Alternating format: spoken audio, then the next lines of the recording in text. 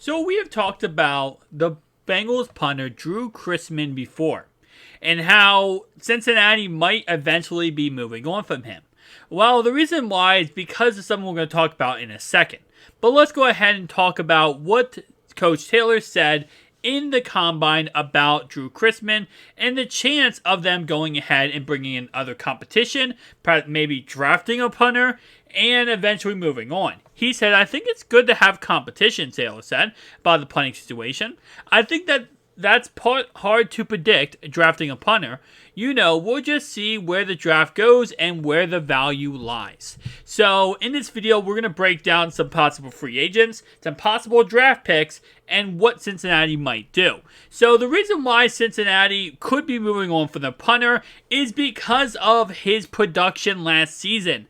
So, Chrisman defined average in 2022 by posting a total punt EPA added of .01, which that means he was .01 EPA better than the average NFL punter. 20th among all qualified punters. Cincinnati signed him as an undrafted free agent in 2021. Last season, Chrisman averaged 47 yards per punt, which is 13th in the NFL. Expects the Bengals to at least add one college free agent or veteran to compete with the Ohio State product. And there was also a whole entire, video or documentary thing about him, how he is the third worst punter when it comes to hang time out of all punters in the NFL. So, it's definitely a situation where if you're Cincinnati here, you're not going crazy saying, oh my God, this is the worst thing. No. Okay? This is one of those things where, again, it's homing in on the position, eventually maybe figuring things out. Keep in mind that Drue Chrisman, he's only 25 years old.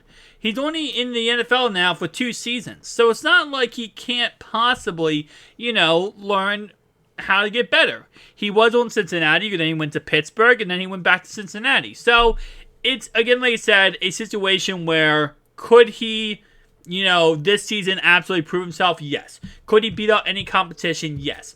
But it's always nice to bring in competition to see, hey, listen, maybe somebody else can do the job a tad bit better. So here is the punters in free agency and the options available. So Bradley Pinion, obviously from Atlanta, he's going to cost $1.5 million. The good thing about all these punters is they're not going to cost much money at all. Andy Lee, of course, 40 years old. He is the oldest punter. Thomas Moore said he is the second oldest. Then we have Sam Martin, Jamie Gillian, Riley Dixon, Matt Hawk, J.K. Scott, Coolest Waitman, Thomas Townsend, Blake Gillikin, and Cameron Dickers.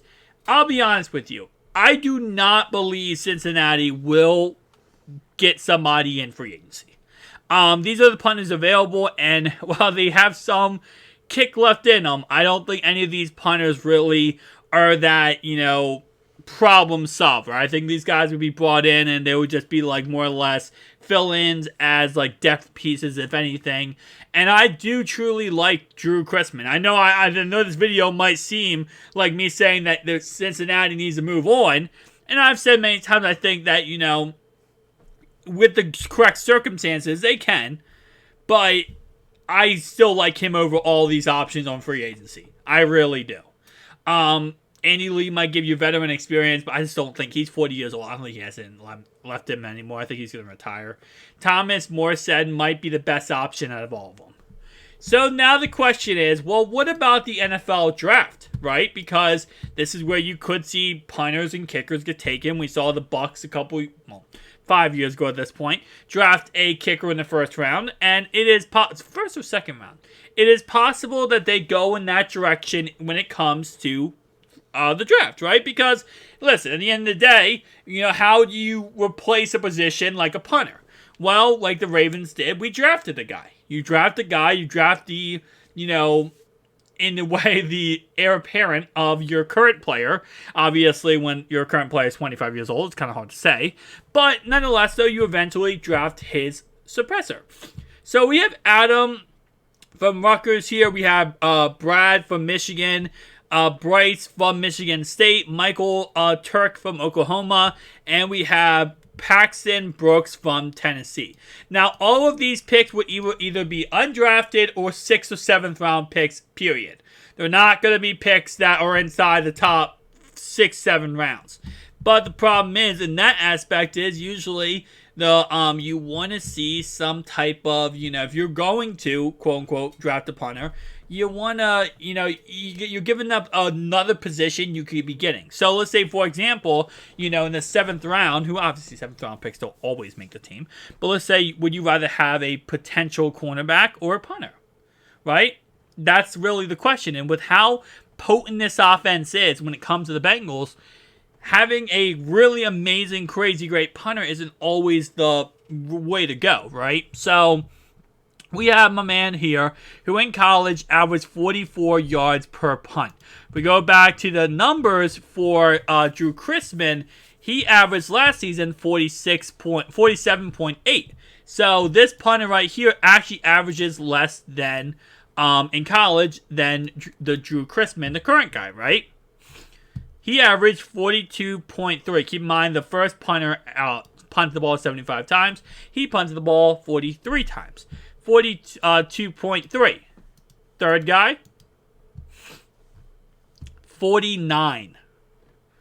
This is why, again, this is why I love scouts. We did a whole entire video breaking down scouts, and I'm always be that guy who really backs scouts completely. Because there's a lot of players that could be really good that we just don't really look at or think about.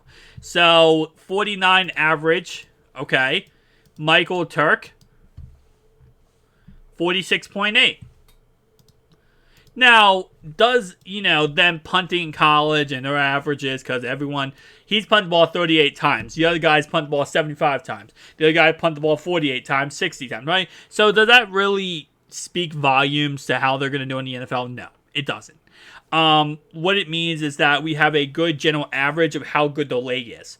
But again, if we, in an ideal world here, we would all have a correct sample size of, okay, well, this guy punted the ball 70, 70, 70, 70, right? We could see the averages. Now, that's also what goes to really speaking volumes of, we don't know what these guys are going to be, right? We can kind of go off based on that, size, height, whatever. But at the end of the day, we don't really know who's going to be a hitter and who's going to be nothing. If I'm going, I'm probably taking one of these guys if I'm the Bengals here. And it's not because I'm trying to replace Drue Chrisman here. I'm probably just taking one to see what we can get. Let's just see if maybe he pans out. Maybe he beats out Drue Chrisman in preseason and training camp and, OTAs and stuff like that. That's pretty much what I feel like. I probably, with all the options available, Drue Chrisman will probably be a punter next season. And again, he could progress. His 3rd season in the NFL, 4th, 5th, 6th, 7th, he could progress to an absolute stud player in the future. He could. But there will be talks about, next season, the same thing if he doesn't. If he does the same struggle/average as this season, the next season there will be still more talks about the same concept we're talking about this season. But it is what it is, guys. Tell me down below your thoughts and opinions. I'll see you guys next one. Peace out.